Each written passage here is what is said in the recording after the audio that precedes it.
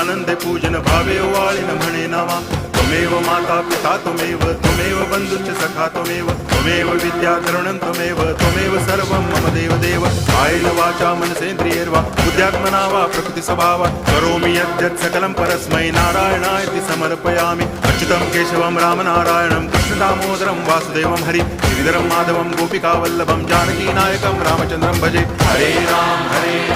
Ram Ram